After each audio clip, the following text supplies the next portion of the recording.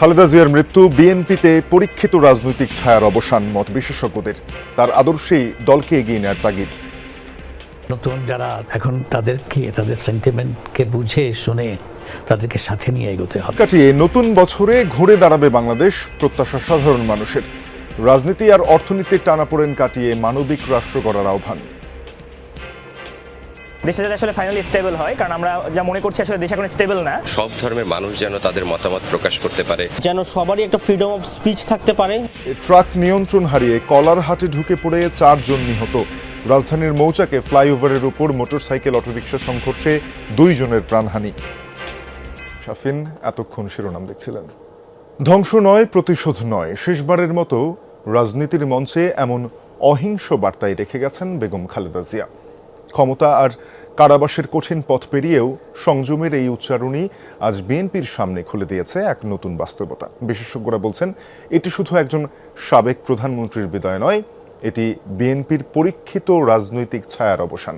তাই আগামীতে বেগম খালেদা জিয়ার আদর্শকে ধারণ করেই এগিয়ে যাওয়ার তাগিদ দিয়েছেন তারা।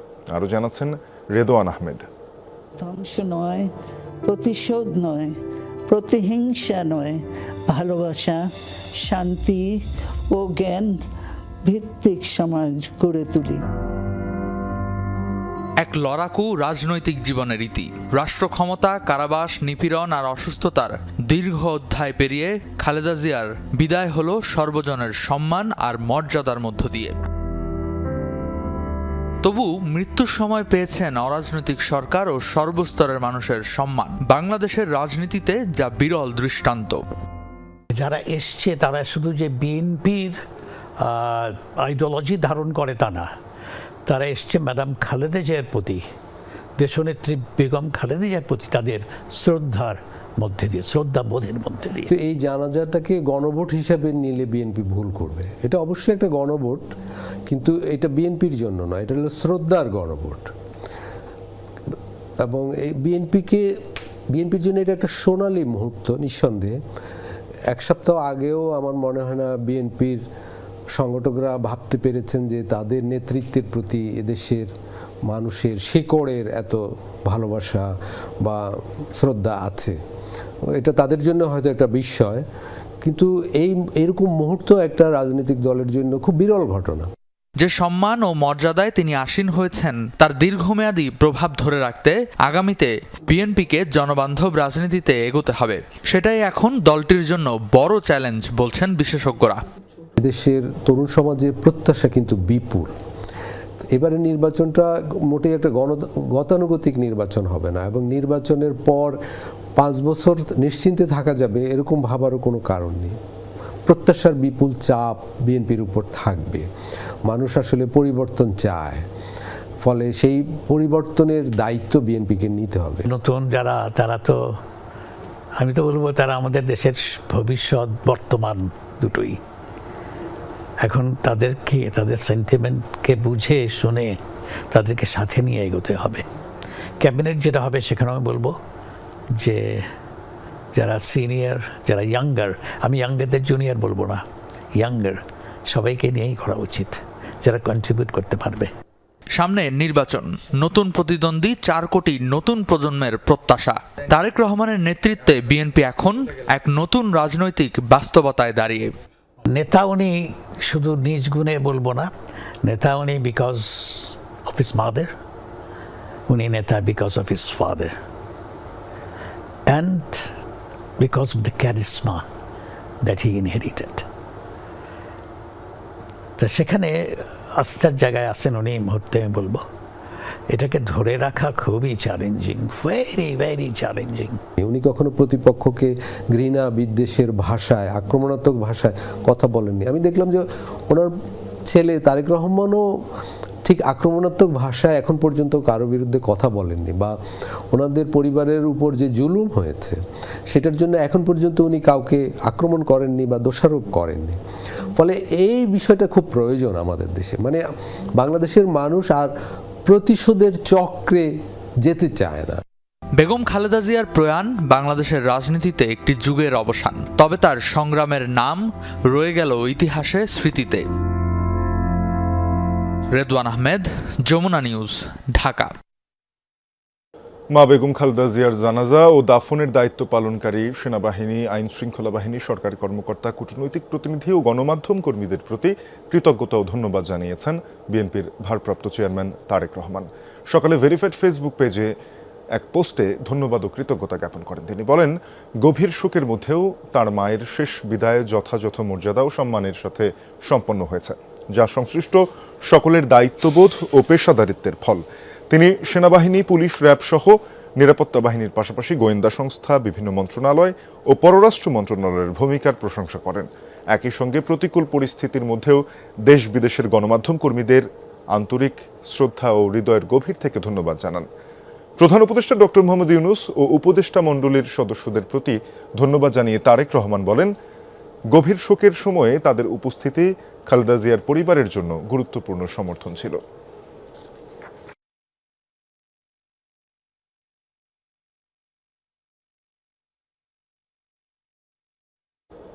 নতুন বছরের প্রথম দিন, নতুন শিক্ষাবর্ষে প্রাক প্রাথমিক থেকে নবম দশম শ্রেণী পর্যন্ত শিক্ষার্থীদের মধ্যে পাঠ্য বই বিতরণ কার্যক্রম চলছে। এ নিয়ে সহকর্মীদের কাছ থেকে বিস্তারিত জানবো। শুরুতেই যাচ্ছে রাজধানীর উদয়ন উচ্চ মাধ্যমিক বিদ্যালয়ে, সেখানে আছেন সহকর্মী সুমাইয়া ঐশী। ঐশী, জানাবেন যে নতুন বছরের বই বিতরণ কার্যক্রম শুরু হয়েছে কিনা, কোন কোন শ্রেণীর বই আজকে শিক্ষার্থীদের হাতে তুলে দেওয়া হচ্ছে? মোটামুটি প্রাক প্রাথমিক থেকে নবম শ্রেণী পর্যন্ত যে শ্রেণী কক্ষগুলো আছে সেখানে কিন্তু বই এর মধ্যে বিতরণ সম্পন্ন হয়েছে এবং সেখানে যতদূর আমরা জানতে পেরেছি যে উচ্চ মাধ্যমিক বা মাধ্যমিক পর্যায়ে যে বইগুলো আছে সেখানে বেশ কিছুটা ঘাটতি আছে। যেমনটি বছরের শুরু থেকে আমরা বলছিলাম আমরা বছরের যে এই বছরে আসলে মাধ্যমিক পর্যায়ের যেই বইগুলো আছে সেই বইগুলোতে বেশ কিছুটা ঘাটতি আছে। সব শিক্ষার্থীরা এবার বই পাবে না মাধ্যমিক শ্রেণীর। ঠিক সেই চিত্রই কিন্তু আমরা এখানে এসে দেখলাম। সপ্তম এবং অষ্টম শ্রেণীর কোনো বই আসলে এই বিদ্যালয়ে এখনও এসে পৌঁছয়নি। তবে প্রাক প্রাথমিক থেকে পঞ্চম শ্রেণী পর্যন্ত সব শিক্ষার্থী বই পেয়েছে। তারা 6টি করে বই পেয়েছে এবং প্রচণ্ড উচ্ছ্বসিত বাচ্চারা আমরা এসে দেখেছি। আমরা যদি 2-1 বাচ্চার সঙ্গে কথা বলতে চাই, বই কয়টি পেয়েছো, কেমন লাগছে তোমার? খুবই ভালো লাগছে এবং বই পেয়েছি ক্লাস 4-এর 6টি। তুমি কয়টি বই পেয়েছো, কেমন লাগছে তোমার বই পেয়ে? আমার বই পেয়ে খুব ভালো লাগছে।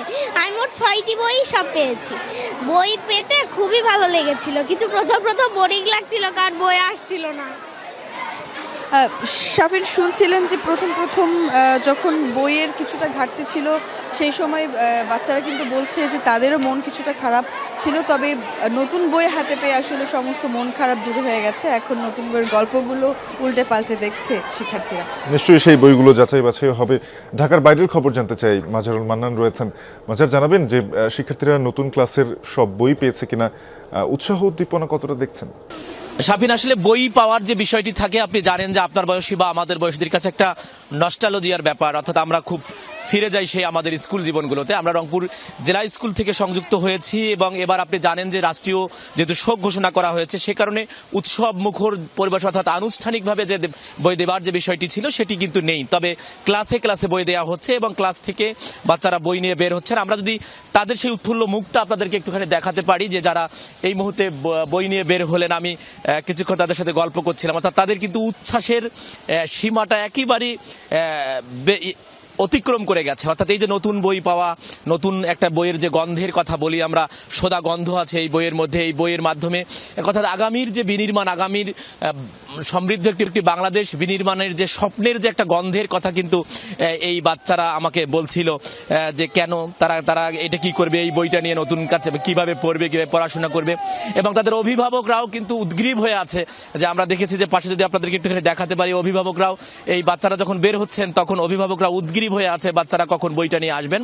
আমরা একটা কথা শুনতে চাই, আমি একটু কথা শুনতে চাই বাবা, যে কয়টা বই পেলে, কেমন লাগলো? ক্লাস 5-এ আমরা যেহেতু নতুন উঠেছি, তো ক্লাস 5-এ আমরা 6টি বই পেয়েছি এবং এই 6টি বই, এই নতুন বই বছরের শুরুতে পেয়ে আমাদের যে কি ভালো লাগছে সেটা আসলে প্রকাশ করার মতো না। এই ছোট্ট বাচ্চা 5-এ পড়ে, সে যেটা বলছিল যে ভাষায় প্রকাশ করবার মতো কথা নয় যেতে এই বইগুলো পাওয়া। অর্থাৎ আমাদের কাছে যে তথ্য আছে, রংপুর বিভাগে এবার 50 লাখেরও বেশি বই দেয়া হবে। সেই বই দেওয়ার বিতরণটি কার্যক্রমটি শুরু হয়েছে। কর্তৃপক্ষের পক্ষ থেকে যেটি আশা করা হয়েছে যে যথাসময়ের মধ্যেই এই বইগুলো বিতরণ করা হবে। তবে অনেক, আমরা যখন নবম শ্রেণীর সাথে কথা বলছিলাম, তারা একটি বই পায়নি, এ ধরনের কথাও কিন্তু আমাদের কাছে বলেছেন। শাফিন, কি চমৎকার, ক্ষুদে শিক্ষার্থীদের, মেধাবী শিক্ষার্থীদের হাতে গেছে নতুন বই। মাজারুল মান্নান, আপনাকে ধন্যবাদ। সব সংকট কাটিয়ে নতুন বছরে ঘুরে দাঁড়াবে বাংলাদেশ, এমন প্রত্যাশা সাধারণ মানুষের। তারা বলছেন ভোটের এই বছর পথ দেখাবে স্থিতিশীল মানবিক পথ চলার। সেই সাথে গণ অভ্যুত্থানের পরও 2025 সালে যা হয়েছে তা নিয়ে রয়েছে হতাশা। রাজনীতির পাশাপাশি অর্থনীতির টানাপোড়েন কাটবে, অস্থিরতাও কমবে বলে বিশ্বাস করতে চান বিভিন্ন শ্রেণী পেশার মানুষ। গণমানুষের নতুন বছরের প্রত্যাশার কথা জানাবেন মাহফুজ মিশু, ক্যামেরায় তানভীর মোর্শেদ। 5 আগস্ট 2024, জুলাই অভ্যুত্থানের পর আকাশ সমান পরিবর্তনের স্বপ্ন। সেই ইতিবাচক আশা নিয়ে 2025 শুরু হলেও তা কতটা মিটেছে বড় প্রশ্ন বছর শেষে। বিশেষ করে রাজনীতির নামে হানাহানি, আইন শৃঙ্খলা পরিস্থিতি, একটা অংশের আইন নিজ হাতে তুলে নেওয়ার প্রবণতা বছর জুড়েই ছিল চোখে পড়ার মতো। ফলে ইতিবাচক বহু কিছু ছাপিয়ে এসব ঘটনা দাগ ফেলেছে জনমনে। সিকিউরিটি আমাদের একান্ত প্রয়োজন ভাই, আমাদের সিকিউরিটির খুব অভাব। মারামারি, ধরাধরি, রাস্তায় এখনো যখন আমি কোনো পোস্ট দিই, এই মোরাল পুলিশিং এর ব্যাপারটা থাকে, তো এটা একটা ভয়ের ব্যাপার। আমি কখন টার্গেট হব আমি নিজেও জানি না। টাকা পাচার, চাঁদাবাজি দৃশ্যমান না হলেও ব্যবসা বাণিজ্যে গতি আসেনি গেল এক বছরে, বরং ছিল নানা চ্যালেঞ্জ। 13টা শোরুম থেকে আমার 2টা শোরুমে আমি চলে আসছি, এবং আমি এগুলো রাখতে পারবো কিনা আগামী দিনে আই এম নট শিওর। মানুষের হাতে টাকা পয়সা কম মনে হয়, ব্যবসা বাণিজ্য সুবিধা না। ভোট গ্রহণ হবে 2026 সালের ফেব্রুয়ারি মাসের 12 তারিখ, রোজ বৃহস্পতিবার। নতুন বছর, ভোটের বছর। বহু বছর পর একটা ভালো ভোট হবে, সে আশায় বুক বাঁধছে মানুষ। প্রত্যাশা একটাই, নির্বাচনের পর স্বাভাবিক হবে সবকিছু। গতি আসবে জীবনে, অর্থনীতিতেও। বন্ধ হবে সব ধরনের অস্থিরতাও। 2026টা একটি সুন্দর আবহ নিয়ে শুরু হবে এবং সেটা চলমান থাকবে। ল অ্যান্ড অর্ডার সিচুয়েশনের যে অবস্থা, এই কারণে আসলে নির্বাচনটা ইম্পর্টেন্ট। সুষ্ঠু নির্বাচন হওয়ার পর হয়তোবা আমাদের সেটা ঠিকভাবে আবার স্ট্যাবলিশড হবে। কেবল শহর নয়, গ্রামে গঞ্জে সবখানেই সাধারণ মানুষের মধ্যে হতাশা আছে খানিকটা। চায়ের আড্ডায় ঘুরে ফিরেই তাই নির্বাচন প্রসঙ্গ। তাদের চাওয়া একটাই, নিরাপদ হোক জনজীবন, নাগালের মধ্যে থাক জিনিসপত্রের দাম। সুন্দরভাবে যেন সমৃদ্ধির বাংলাদেশে এই সমাজকে আমরা গড়ে ফেলতে পারি। একটি নিরাপদ বাংলাদেশ চাই, সুন্দর বাংলাদেশ, যেখানে বেকার মুক্ত, বেকার থাকবে না। বাংলাদেশের সমস্ত লোক যেন ভালো থাকে। যে কষ্টগুলো ফেস করে এসেছি, সামনের বছর এই বিষয়গুলো যেন আর পুনরাবৃত্তি না হয়। একটা সুষ্ঠু নির্বাচন হোক, দেশটা শান্তিতে থাকুক, যেন স্বাধীনভাবে আমরা চলাচল করতে পারি। জুলাই অভ্যুত্থানের প্রধান শক্তি ছিল যে তরুণরা দেশের সামগ্রিক পরিস্থিতিতে সন্তুষ্ট নয় তারাও। বলছেন জান ও জবানের স্বাধীনতার যে স্বপ্ন দেখেছিলেন তারা, তাতে প্রত্যাশা আর প্রাপ্তির ফারাক অনেক।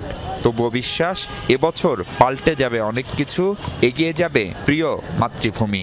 দেশে যাতে আসলে ফাইনালি স্টেবল হয়, কারণ আমরা যা মনে করছি আসলে দেশ এখন স্টেবল না। সব ধর্মের মানুষ যেন তাদের মতামত প্রকাশ করতে পারে, যেন সবারই একটা ফ্রিডম অফ স্পিচ থাকতে পারে। কাজ কাম করে খায়া ফ্যামিলি লিয়া শান্তি মতন দিনকাল কাটে যাইতে পারি। চাওয়া একটাই, সব শঙ্কা পেরিয়ে মানবিক রাষ্ট্র হবে বাংলাদেশ, আর তার সূচনা এই 2026 সালেই। প্রতি বছর নতুন করে আশায় বুক বাঁধে মানুষ, ভাবে আসছে বছরটি তার আগের চেয়ে ভালো যাবে, ঘুচে যাবে সব জঞ্জাল, দিনগুলো হবে স্বপ্নের এবং সম্ভাবনাময়। সেই প্রত্যাশা পূরণ হয়নি এত বছরেও। এবছর আবার নতুন করে এই প্রজন্ম স্বপ্ন দেখছে, আসছে দিনের নীতি নির্ধারক যারা হবেন তারা তাদের সেই সব সামান্য চাওয়া পাওয়াগুলোকে গুরুত্ব দিবেন সর্বোচ্চভাবে। সেই প্রত্যাশায় সবাইকে শুভ নববর্ষ। মাহফুজ মিশু, যমুনা নিউজ, ঢাকা। গতকালই সম্পন্ন হয়েছে বিএনপি চেয়ারপারসন বেগম খালেদা জিয়ার দাফন। আমরা রাজধানীর জিয়া উদ্যান থেকে বর্তমান অবস্থা একটু জেনে নিতে চাই। সহকর্মী রিয়াজ রায়হান রয়েছেন সেখানে। রিয়াজ, গতকালই শ্রদ্ধা ভালোবাসায় দাফন করা হলো খালেদা জিয়াকে। আজ কেমন দেখছেন জিয়া উদ্যানের পরিস্থিতি? সাধারণ মানুষের প্রবেশ কি আজকে উন্মুক্ত করা হয়েছে? শাফিন, আমরা এসেছিলাম সকাল থেকে। মূলত এই যে রাস্তাটি রয়েছে, যে ক্রিস্টাল লেকের যে রাস্তাটি রয়েছে, সেই রাস্তাটি বন্ধ ছিল। কিছুক্ষণ আগে সেই রাস্তাটি বন্ধ থেকে খুলে দেওয়া হয়েছে, যেহেতু এটি সর্বসাধারণের চলাচলের রাস্তা। সেটি খুলে দিয়ে মূলত একেবারেই জিয়া উদ্যানের প্রবেশের যে গেটটি রয়েছে বা ব্রিজটি রয়েছে, সেই ব্রিজের সামনেই ব্যারিকেড দেওয়া হয়েছে। সেখান থেকে একেবারেই গুরুত্বপূর্ণ ব্যক্তি ছাড়া কাউকে প্রবেশ করতে দেওয়া হচ্ছে না। যে আপনি যদি এখন ঠিক মাজারটি দেখতে পান, সেখানেও সেনাবাহিনী, বিজিবি, পুলিশ সহ আইনশৃঙ্খলা বাহিনীর সদস্যরা রয়েছেন। এবং কিছুক্ষণ আগে বিএনপির নেতা, সাবেক স্বরাষ্ট্রমন্ত্রী, প্রতিমন্ত্রী লুৎফুজ্জামান বাবর তিনি প্রবেশ করেছেন এবং বেশ কিছু আলেম প্রবেশ করেছেন, যারা কোরআন তেলাওয়াতের জন্য গিয়েছেন মূলত। আর সেটা এছাড়া দেশের বিভিন্ন প্রান্ত থেকে এসেছেন শখানেক নেতাকর্মী এখানে আছেন বলতে পারি, যদি একটু দেখানোর চেষ্টা করি। এখানে শখানেক নেতাকর্মী তারা সকাল থেকে এসেছেন এবং দু একজন কেন্দ্রীয় নেতাও এসেছিলেন। তারা যেটি বলছেন যে মূলত যেহেতু আসলে ভিতরে মাজারটি এখনও পরিপূর্ণভাবে শেষ করা হয়নি বা কিছু কাঁচা রয়েছে, সেটির কারণে কিছুটা সময় লাগবে। হয়তো শনিবার নাগাদ সর্বসাধারণের জন্য উন্মুক্ত করে দেওয়া হতে পারে।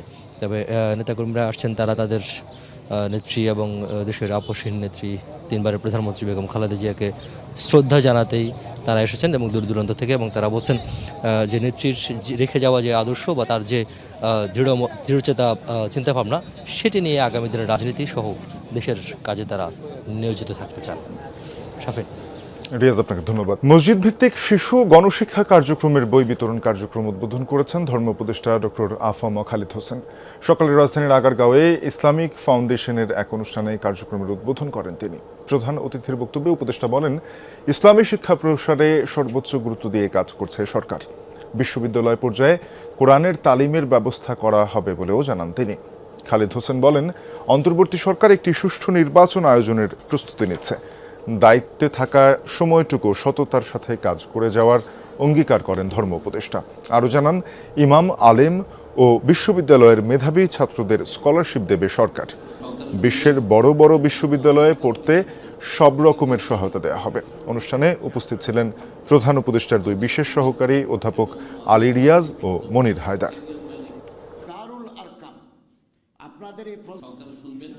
এবং আমি আবারও রিপিট, 9 মাস ধরে রাজনৈতিক দলগুলোর সাথে আলাপ আলোচনা হয়েছে। অনেক বিষয় ভিন্নমত আছে, কিন্তু গণভোটের ব্যাপারে কিন্তু ভিন্নমত নাই। আমাদের মেয়াদও নাই, আমরা দ্রুত সময় পার করছি। তবে আমি অন্ততপক্ষে মসজিদ ভিত্তিক শিশু গণশিক্ষা কার্যক্রমকে রেভিনিউতে আনার জন্য আমি যাওয়ার আগে জনপ্রশাসনের একটা সামারি দিয়ে যাব। রাজশাহী থেকে নাটোরগামী বালুবাহী ট্রাক নিয়ন্ত্রণ হারিয়ে বাজারে ঢুকে পড়ার ঘটনায় 4 জন নিহত হয়েছেন। সকাল 7:30টার দিকে পুঠিয়ার জলমালিয়া বাজারে এ দুর্ঘটনা ঘটে। ফায়ার সার্ভিস জানায়, বালুবাহী ট্রাকটি রাজশাহী থেকে যাচ্ছিল নাটোর। এ সময় নিয়ন্ত্রণ হারিয়ে ওই বাজারের মধ্যে ঢুকে পড়ে সেটি। ট্রাক চাপায় ঘটনাস্থলেই প্রাণ হারান 4 জন। একজনকে গুরুতর অবস্থায় উদ্ধার করে রাজশাহী মেডিকেলে পাঠানো হয়েছে। মরদেহগুলো ময়নাতদন্তের জন্য হাসপাতালের মর্গে পাঠানো হয়। পুলিশ জানায়, নিহতরা বাজারের ব্যবসায়ী ও পথচারী। ঘাতক ট্রাকটি জব্দ করা হলেও পালিয়েছে চালক। রাজধানীর মৌচাক ফ্লাইওভারের উপর সিএনজি চালিত অটোরিকশা ও মোটরসাইকেলের মুখোমুখি সংঘর্ষে 2 জনের প্রাণ গেছে। নিহতদের একজন সিএনজি চালক এবং অপরজন মোটরসাইকেল আরোহী। ভোর 4:40 মৌচাক ফ্লাইওভারের উপরে এ দুর্ঘটনা ঘটে। পুলিশ জানায়, দুর্ঘটনার পর ঘটনাস্থল থেকে 2 জনকে উদ্ধার করে ঢাকা মেডিকেল কলেজ হাসপাতালের জরুরি বিভাগে নেওয়া হয়। ভোর 6টায় চিকিৎসক তাদের মৃত ঘোষণা করেন। নিহতরা হলেন সিএনজি চালক নয়ন তালুকদার ও মোটরসাইকেল আরোহী ইয়াসিন আরাফাত আশিক। রমনা থানার এসআই সুশান্ত কুমার জানান, ইয়াসিন আরাফাত ও তার এক বন্ধু মোটরসাইকেলে মালিবাগ থেকে মুগদার দিকে যাচ্ছিলেন। মৌচাক ক্রসিংয়ে রামপুরাগামী একটি সিএনজির সঙ্গে মোটরসাইকেলটির মুখোমুখি সংঘর্ষ হয়। মোটরসাইকেল আরোহী অপরজনের অবস্থাও গুরুতর।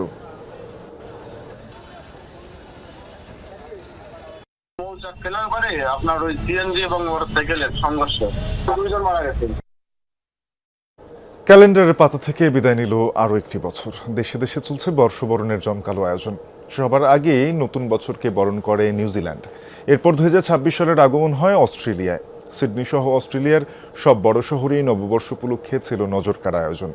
এশিয়ার চীন, দক্ষিণ কোরিয়া, থাইল্যান্ড সহ বহু দেশ এরই মধ্যে আতশবাজির ঝলকানিতে নতুন বছরকে বরণ করেছে। বর্ষবরণে পিছিয়ে নেই মধ্যপ্রাচ্যের আরব দেশগুলো। ব্রিটেন, ফ্রান্স সহ ইউরোপ জুড়েই চলছে বর্ণিল উৎসব। নববর্ষ উদযাপনে আতশবাজিতে রঙিন হয়ে ওঠে ইউরোপের আকাশ। বর্ণিল আলোর মনোমুগ্ধকর ঝলকানি ছিল ফ্রান্সের রাজধানী প্যারিসে, যা উপভোগ করেন হাজার হাজার মানুষ। বিগ বেনে ঘড়ির কাঁটা 12টা ছুতেই উল্লাসে মাতেন ব্রিটিশরা। 2026 সাল বরণে চোখ ধাঁধানো আয়োজন ছিল লন্ডনে। আতশবাজির ঝলকানিতে বর্ণিল হয়ে ওঠে স্কটল্যান্ডের আকাশও। 2026 সাল বরণে জমকালো আয়োজন ছিল গ্রিসেও। এর আগে ভৌগোলিক কারণে ঘড়ির কাঁটা সবার আগে 12টা স্পর্শ করে নিউজিল্যান্ডে। নতুন বছরকে বরণ করে নিতে আতশবাজির বর্ণিল আলোয় ছেয়ে যায় অকল্যান্ডের আকাশ।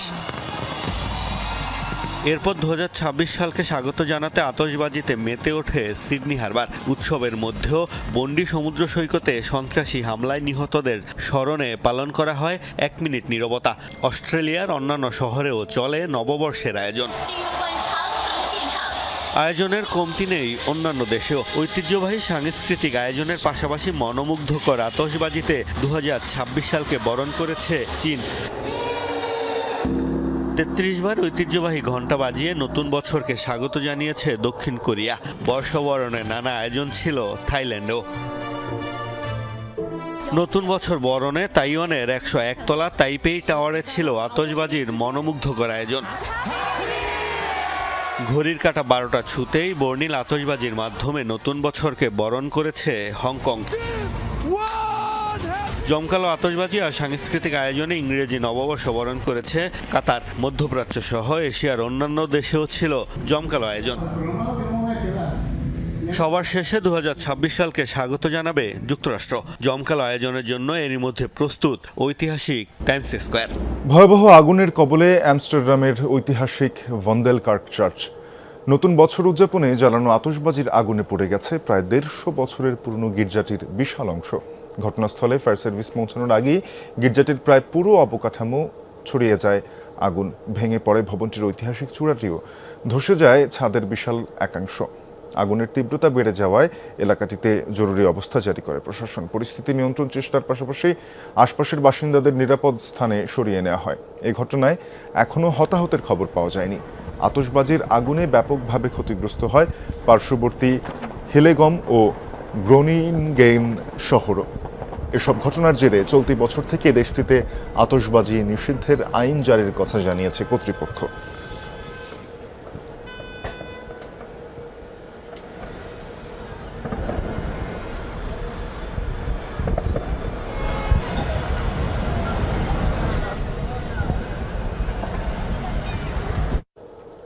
আন্তর্জাতিক জলসীমায় আবারও বেশ কয়েকটি নৌযানে হামলা চালিয়েছে যুক্তরাষ্ট্র।